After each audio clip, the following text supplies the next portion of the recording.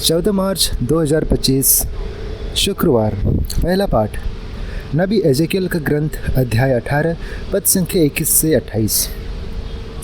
प्रभु ईश्वर यह कहता है, यदि पापी अपना पुराना पापमय जीवन त्याग कर मेरी सब आज्ञाओं का पालन करता है और धार्मिकता तथा न्याय के पथ पर चलने लगता है तो वह अवश्य जीवित रहेगा, मरेगा नहीं। उसके सब पापों को भुला दिया जाएगा और वह अपनी धार्मिकता के कारण जीवित रहेगा। प्रभु ईश्वर का यह कहना है, क्या मैं दुष्ट की मृत्यु से प्रसन्न हूँ? क्या मैं यह नहीं चाहता कि वह अपना मार्ग छोड़ दे और जीवित रहे? किंतु यदि भला मनुष्य अपनी धार्मिकता त्याग कर दुष्ट की तरह घृणित पाप करने लगता है तो क्या यह जीवित रहेगा? उसकी समस्त धार्मिकता को भुला दिया जाएगा और वह अपने अधर्म तथा पाप के कारण मर जाएगा। तुम लोग कहते हो कि प्रभु अन्याय करता है। हे इस्राएलियों, मेरी बात सुनो, मैं अन्याय नहीं करता। तुम लोग अवश्य अन्याय करते हो। यदि कोई भला मनुष्य अपनी धार्मिकता त्याग कर अधर्म करने लगता है और मर जाता है तो वह अपने पाप के कारण मरता है। और यदि कोई पापी अपना पापमय जीवन त्याग कर धार्मिकता और न्याय के पथ पर चलने लगता है तो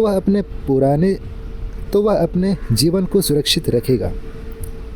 यदि उसने अपने पुराने पापों को छोड़ देने का निश्चय किया है तो वह अवश्य जीवित रहेगा, मरेगा नहीं। यह प्रभु की वाणी है। ईश्वर को धन्यवाद। भजन अनुवाक्य। हे प्रभु, यदि तू हमारे पापों को याद रखेगा तो कौन टिक सकेगा?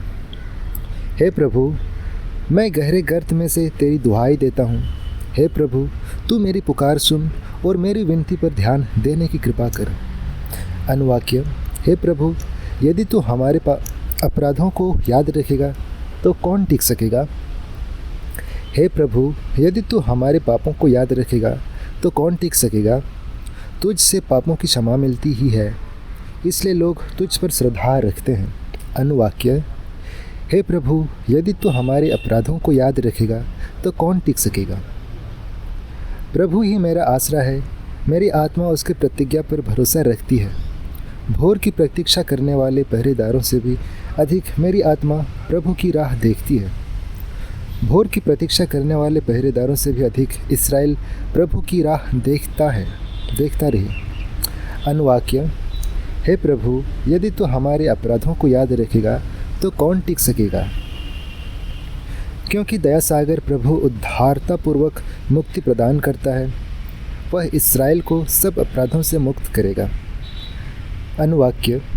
हे प्रभु, यदि तू हमारे पापों को याद रखेगा तो कौन टिक सकेगा? जय घोष। प्रभु कहता है, अपने पुराने पापों का भार फेंक दो, एक नया हृदय और एक नया मनोभाव धारण करो। सुसमाचार। संत मत्ती के अनुसार आज का पवित्र सुसमाचार अध्याय 5 पद संख्या 20 से 26। यीशु ने अपने शिष्यों से कहा, यदि तुम्हारी धार्मिकता शास्त्रियों और फरीसियों की धार्मिकता से गहरी नहीं हुई तो तुम स्वर्ग राज्य में प्रवेश नहीं करोगे। तुम लोगों ने सुना है कि पूर्वजों से कहा गया है, हत्या मत करो। यदि कोई हत्या करे तो वह कचहरी में दंड के योग्य ठहराया जाएगा। परंतु मैं तुमसे कह देता हूँ, जो अपने भाई पर क्रोध करता है वह कचहरी में दंड के योग्य ठहराया जाएगा। यदि वह अपने भाई से कहे, रे मूर्ख, तो वह महासभा में दंड के योग्य ठहराया जाएगा। और यदि वह कहे, रे नास्तिक, तो वह नरक की आग के योग्य ठहराया जाएगा। जब तुम वेदी पर अपनी भेंट चढ़ा रहे हो और तुम्हें वहाँ याद आए कि मेरे भाई को मुझसे कोई शिकायत है, तो अपनी भेंट वहीं वेदी के सामने छोड़कर पहले अपने भाई से मेल करने जाओ और तब आकर अपनी भेंट चढ़ाओ। कचहरी जाते समय रास्ते में ही अपने मुद्दे से समझौता कर लो।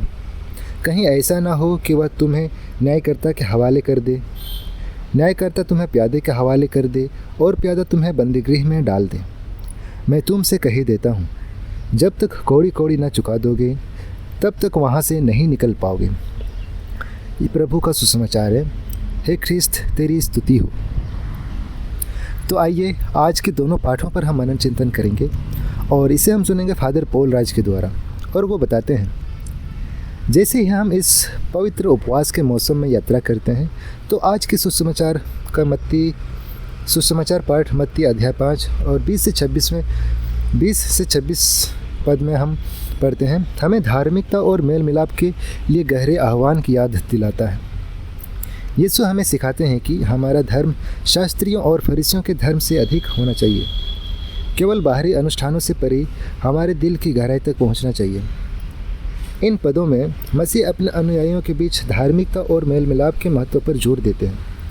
वह हमें आह्वान करते हैं कि हम वेदी पर अपनी चढ़ावा पेश करने से पहले एक दूसरे के साथ मेल मिलाप कर लें। वे हमें याद दिलाते हैं कि दूसरों के साथ हमारे संबंध ईश्वर के साथ संबंध से जुड़े हुए हैं। यह चालीसा काल आत्मनिरीक्षण, पश्चाताप और हमारे दिलों की जांच करने का अवसर है। यीशु आंतरिक क्रोध और साजिश के खिलाफ चेतावनी देते हैं क्योंकि वे सच्चे धर्म के मार्ग को रोकते हैं। इसके बजाय वह हमें उन लोगों के साथ हर मानव संबंध की पवित्रता को पहचान कर मेल मिलाप की तलाश करने का आह्वान करते हैं। प्रभु के शब्द हमें उपवास की बाहरी रीतियों से परे जाने और कृपा और क्षमा की परिवर्तनशील शक्ति में भरोसा करने की चुनौती देते हैं। यह झगड़ों को तुरंत हल करने और मेल मिलाप का उपहार एक सच्चे उपवास के बलिदान के रूप में पेश करने का आह्वान है। इन 40 दिनों में आइए हम अपने पाप को कृपा और दया के कार्यों के लिए समर्पित करें। हमारी उपवास की यात्रा हमें ईश्वर की कृपा की एक गहरी समझ तक ले जाए और हम बारी बारी से उस कृपा को दूसरों को बढ़ाएं। जब हम धार्मिकता के लिए प्रयास करते हैं तो मेल मिलाप हमारे उपवास के अवलोकन का लक्षण हो। एक नवीन और एकजुट विश्वास के समुदाय के लिए रास्ता बनाते हुए यह उपवास कृपा, क्षमा और नवीन संबंधों का एक मौसम हो जब हम ईश्वर और एक दूसरे के करीब आते हैं।